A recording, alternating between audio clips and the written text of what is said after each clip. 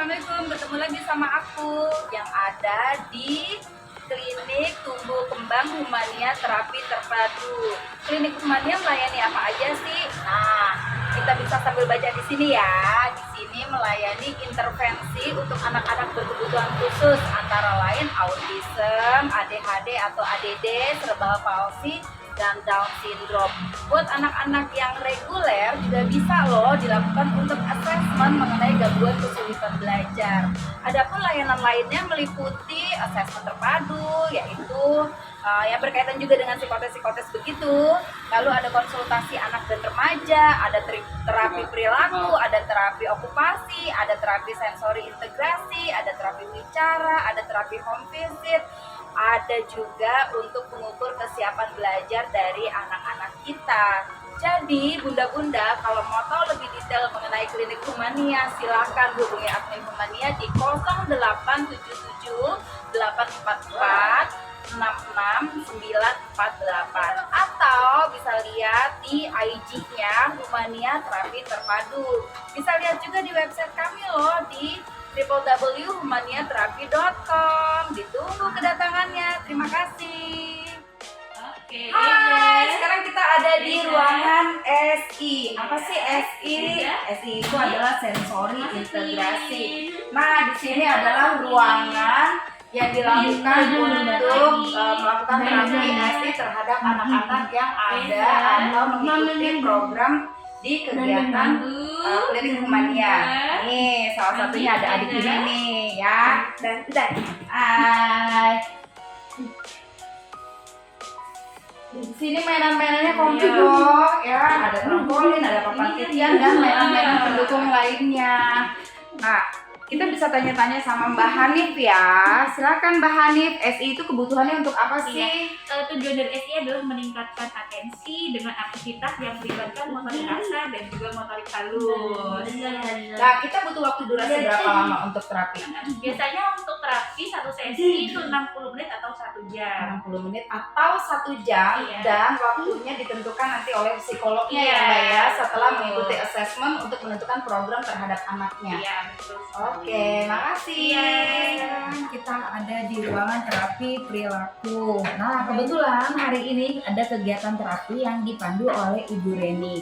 Kita sambil tanya-tanya yuk, kegunaan dari terapi perilaku itu apa aja sih? Duduk ya adikku, duduk sini yuk. Bu Reni, saya mau tanya dong, kegunaan dari terapi perilaku itu apa ya Bu Reni ya? Lebih ke pembentukan perilaku ya. Diantaranya itu kepatuhan, konsentrasi atau fokus. Nah, kemudian nanti pemahaman instruksi kita ajarkan juga, sama pemahaman imitasi. Kemudian nanti ujungnya itu untuk kesiapan sekolah sih nantinya. Sama kemampuan komunikasi sama sosialisasi kita ajarin juga. Jadi dia tahu aturan kayak gitu. Kalau sekolah kayak gimana, kalau bergaul seperti apa, seperti itu sih. Jadi untuk pemahaman kegiatan harian juga ya Bu ya, Benar, gitu ya. Masuk.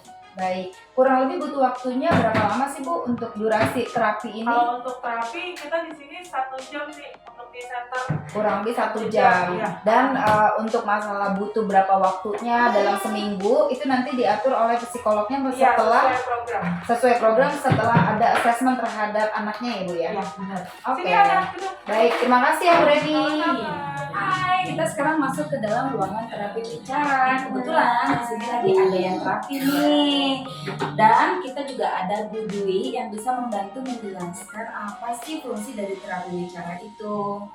Halo, Assalamualaikum Bu Dwi. Waalaikumsalam. Boleh tahu nggak sih Iya. kegunaan terapi bicara itu untuk apa aja ya Bu Dwi? Nah, di sini biasanya kita ke anak itu selain ekspresif juga harus reseptif yang kita ajarkan kepada anak, karena bahasa bicara bukan hanya ekspresifnya, maksudnya dia berujar tapi juga harus paham apa yang diucapkan.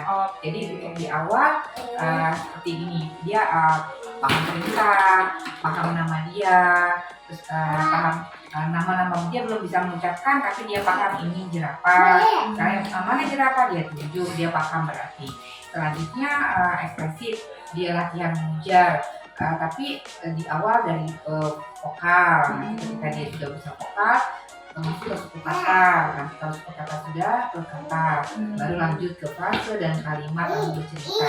Dan kayak itu. Terus kalau dari kata baru kita koreksi ketika dia sudah mulai banyak bicara, baru kita koreksi kesalahan artikulasi apa yang dia ada. Kalau langsung dia bisa tanpa harus ada perbaikan artikulasi lagi, ya terus jadi kita tambah. Masuk ke step Nah, berikutnya, gitu. begitu Kalau ya. iya, untuk awal kita terus biar kalau misalnya dia sudah mulai bicara, gali terus dia biar bicara tanpa belum kita perbaiki artikulasinya.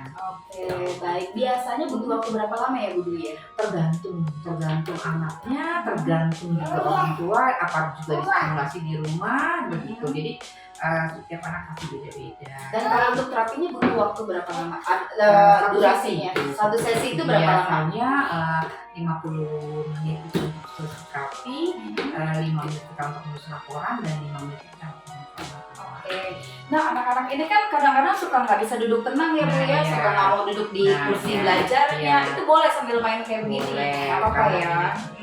Kalau di terapi bicara, yang penting anak nyaman di dalam ruangan dan dia mau, daripada dia harus dipaksa duduk nangis. Oke. Iya, makanya sediain matras juga. Sini cantik. Iya. Sini dong cantik dong, belajar dong. Sini dong nih, ada apa nih? Ini punya apa nih? Nih Ibu punya apa nak? Gambar apa nih? Yuk. Bisa nggak nih? Ayo dipasang. Ayo dipasang dulu, dipasang. Ya, dipasang di mana dipasang? Ya, Dong. demikian begitu ya. Kalau ini adalah namanya ruang terapi wicara. Kalau mau tahu lebih detailnya bisa tanya-tanya langsung ke Humania Klinik Terapi. Terima kasih ya Bu Dwi. Iya, sama-sama.